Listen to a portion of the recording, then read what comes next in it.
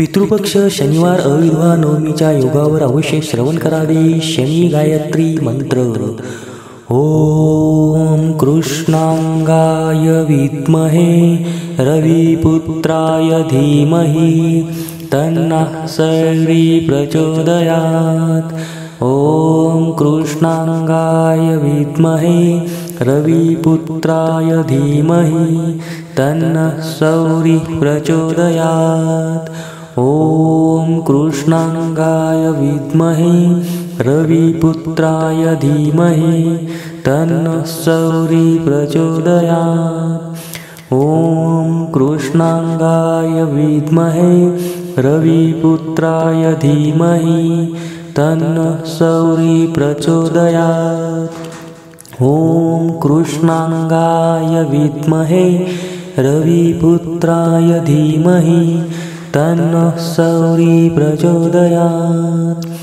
ओम कृष्णांगाय विद्महे रविपुत्राय धीमहि तन्नः सौरी प्रचोदयात्.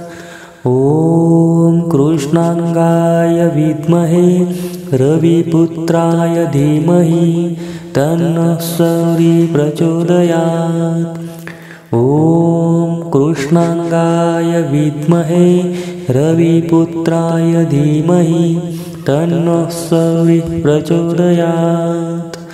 ओम कृष्णांगाय विद्महे रविपुत्राय धीमहि तन्नः सौरी प्रचोदयात्. ओम कृष्णांगाय विद्महे रविपुत्राय धीमहि तन्नः सौरी प्रचोदयात्. ओम कृष्णांगाय विद्महे रविपुत्राय धीमहि तन्नः सौरी प्रचोदयात्. ओम कृष्णांगाय विद्महे रविपुत्राय धीमहि तन्नः सौरी प्रचोदयात्. ओम कृष्णांगाय विद्महे रविपुत्राय धीमहि तन्नः सौरी प्रचोदयात्. ओम कृष्णांगाय विद्महे रविपुत्राय धीमहि तन्नः सौरी प्रचोदयात्. ओम कृष्णांगाय विद्महे रविपुत्राय धीमहि तन्नः सौरी प्रचोदयात्. ओम कृष्णांगाय विद्महे रविपुत्राय धीमहि तन्नः सौरी प्रचोदयात्. ओम कृष्णांगाय विद्महे रविपुत्राय धीमहि तन्नः सौरी प्रचोदयात्. ओम कृष्णांगाय विद्महे रविपुत्राय धीमहि तन्नः सौरी प्रचोदयात्. ओम कृष्णांगाय विद्महे रविपुत्राय धीमहि तन्नः सौरी प्रचोदयात्. ओम कृष्णांगाय विद्महे रविपुत्राय धीमहि तन्नः सौरी प्रचोदयात्. ओम कृष्णांगाय विद्महे रविपुत्राय धीमहि तन्नः सौरी प्रचोदयात्.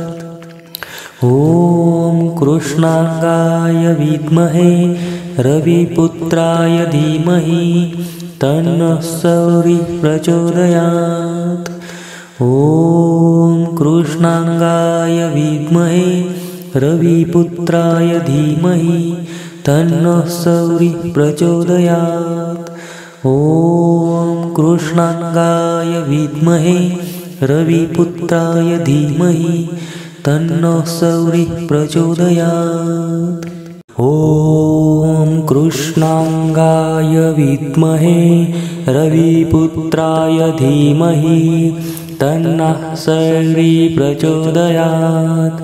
ओम कृष्णांगाय विद्महे रविपुत्राय धीमहि तन्नः सौरी प्रचोदयात्. ॐ कृष्णांगाय विद्महे रविपुत्राय धीमहि तन्नः सौरी प्रचोदयात्। ॐ कृष्णांगाय विद्महे रविपुत्राय धीमहि तन्नः सौरी प्रचोदयात्। ॐ कृष्णांगाय विद्महे रविपुत्राय धीमहि तन्नः सौरी प्रचोदयात्। ॐ कृष्णांगाय विद्महे रविपुत्राय धीमहि तन्नः सौरी प्रचोदयात्। ॐ कृष्णांगाय विद्महे रविपुत्राय धीमहि तन्नः सौरी प्रचोदयात्। ॐ कृष्णांगाय विद्महे रविपुत्राय धीमहि तन्नः सौरी प्रचोदयात्। ॐ कृष्णांगाय विद्महे रविपुत्राय धीमहि तन्नः सौरी प्रचोदयात्। ॐ कृष्णांगाय विद्महे रविपुत्राय धीमहि तन्नः सौरी प्रचोदयात्। ॐ कृष्णांगाय विद्महे रविपुत्राय धीमहि तन्नः सौरी प्रचोदयात्। ॐ कृष्णांगाय विद्महे रविपुत्राय धीमहि तन्नः सौरी प्रचोदयात्। ॐ कृष्णांगाय विद्महे रविपुत्राय धीमहि तन्नः सौरी प्रचोदयात्। ॐ कृष्णांगाय विद्महे रविपुत्राय धीमहि तन्नः सौरी प्रचोदयात्। ॐ कृष्णांगाय विद्महे रविपुत्राय धीमहि तन्नः सौरी प्रचोदयात्। ॐ कृष्णांगाय विद्महे रविपुत्राय धीमहि तन्नः सौरी प्रचोदयात्। ॐ कृष्णांगाय विद्महे रविपुत्राय धीमहि तन्नः सौरी प्रचोदयात्। ॐ कृष्णांगाय विद्महे रविपुत्राय धीमहि तन्नः सौरी प्रचोदयात्। ॐ कृष्णांगाय विद्महे रविपुत्राय धीमहि तन्नः सौरी प्रचोदयात्। ॐ कृष्णांगाय विद्महे रविपुत्राय धीमहि तन्नः सौरी प्रचोदयात्। ॐ कृष्णांगाय विद्महे रविपुत्राय धीमहि तन्नः सौरी प्रचोदयात्। ॐ कृष्णांगाय विद्महे रविपुत्राय धीमहि तन्नः सौरी प्रचोदयात्। ॐ कृष्णांगाय विद्महे रविपुत्राय धीमहि तन्नः सौरी प्रचोदयात्। ॐ कृष्णांगाय विद्महे रविपुत्राय धीमहि तन्नः सौरी प्रचोदयात्। ॐ कृष्णांगाय विद्महे रविपुत्राय धीमहि तन्नः सौरी प्रचोदयात्। ॐ कृष्णांगाय विद्महे रविपुत्राय धीमहि तन्नः सौरी प्रचोदयात्। ॐ कृष्णांगाय विद्महे रविपुत्राय धीमहि तन्नः सौरी प्रचोदयात्। ॐ कृष्णांगाय विद्महे रविपुत्राय धीमहि तन्नः सौरी प्रचोदयात्। ॐ कृष्णांगाय विद्महे रविपुत्राय धीमहि तन्नः सौरी प्रचोदयात्। ॐ कृष्णांगाय विद्महे रविपुत्राय धीमहि तन्नः सौरी प्रचोदयात्। ॐ कृष्णांगाय विद्महे रविपुत्राय धीमहि तन्नः सौरी प्रचोदयात्। ॐ कृष्णांगाय विद्महे रविपुत्राय धीमहि तन्नः सौरी प्रचोदयात्। ॐ कृष्णांगाय विद्महे रविपुत्राय धीमहि तन्नः सौरी प्रचोदयात्। ॐ कृष्णांगाय विद्महे रविपुत्राय धीमहि तन्नः सौरी प्रचोदयात्।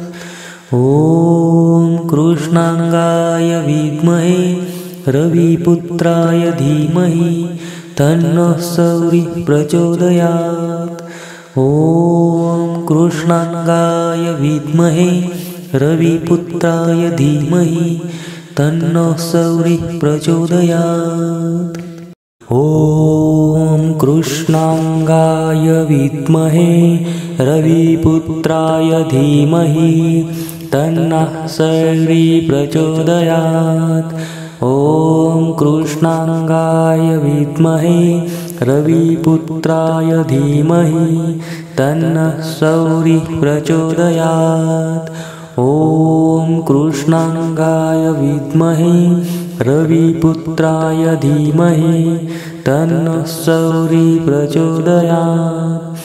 ॐ कृष्णांगाय विद्महे रविपुत्राय धीमहि तन्नः सौरी प्रचोदयात्। ॐ कृष्णांगाय विद्महे रविपुत्राय धीमहि तन्नः सौरी प्रचोदयात्। ॐ कृष्णांगाय विद्महे रविपुत्राय धीमहि तन्नः सौरी प्रचोदयात्। ॐ कृष्णांगाय विद्महे रविपुत्राय धीमहि तन्नः सौरी प्रचोदयात्। ॐ कृष्णांगाय विद्महे रविपुत्राय धीमहि तन्नः सौरी प्रचोदयात्।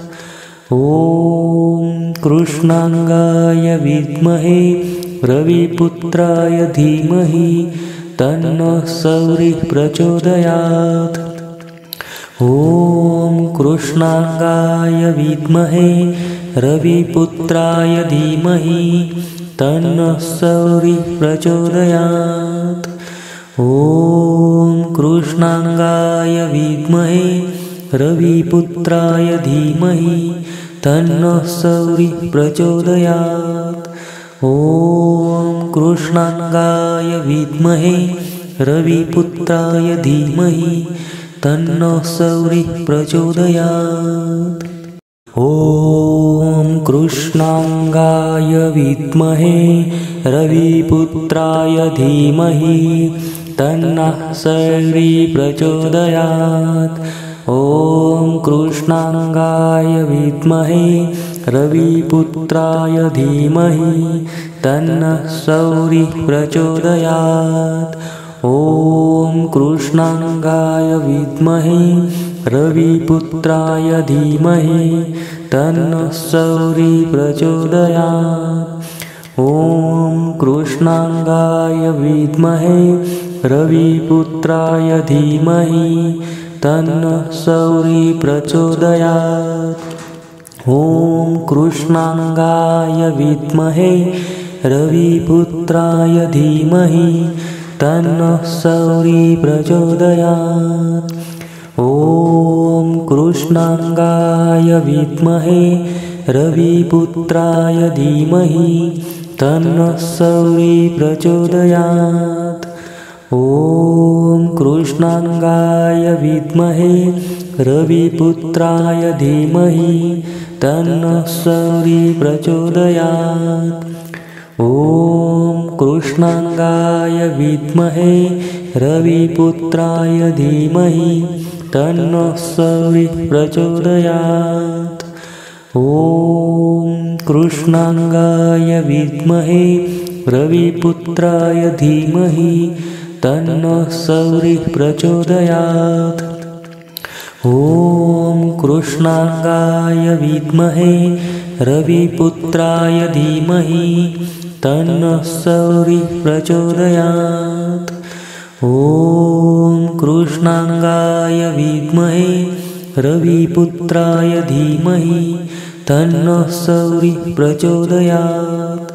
ॐ कृष्णांगाय विद्महे रविपुत्राय धीमहि तन्नः सौरिः प्रचोदयात्।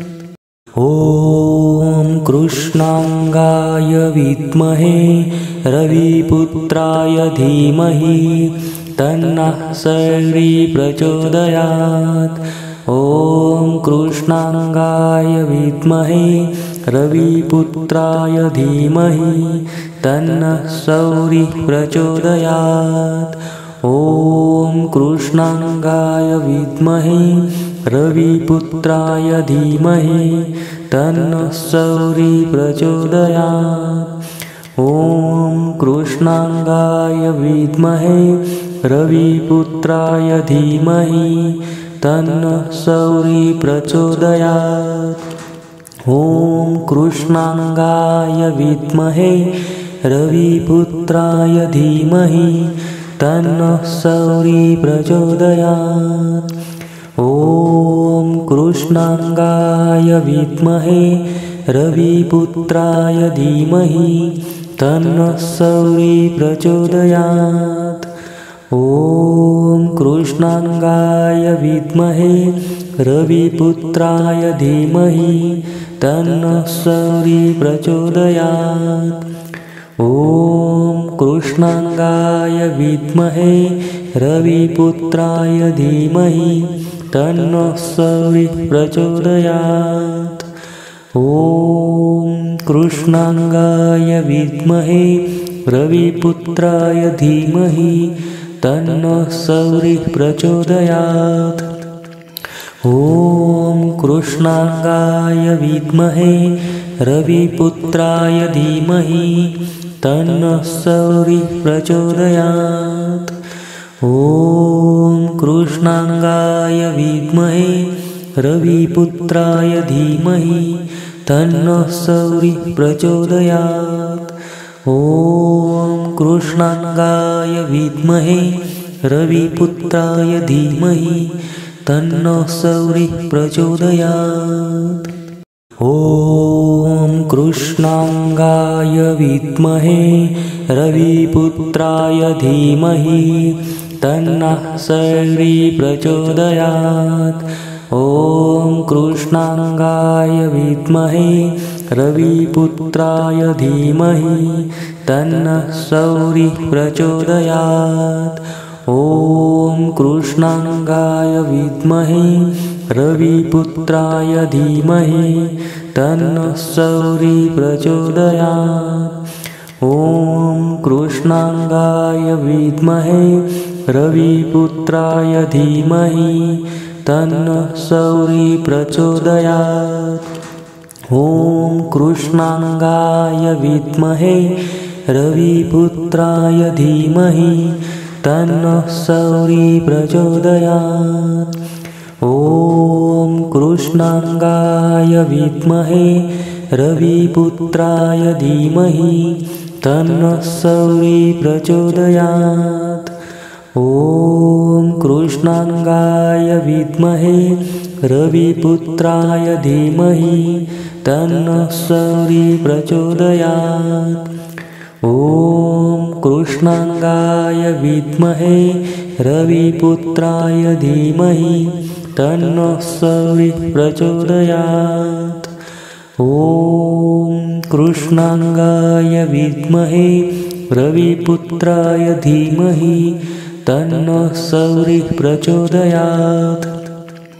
ॐ कृष्णांगाय विद्महे रविपुत्राय धीमहि तन्नः सौरिः प्रचोदयात्। ॐ कृष्णांगाय विद्महे रविपुत्राय धीमहि तन्नः सौरिः प्रचोदयात्। ॐ कृष्णांगाय विद्महे रविपुत्राय धीमहि तन्नः सौरिः प्रचोदयात्।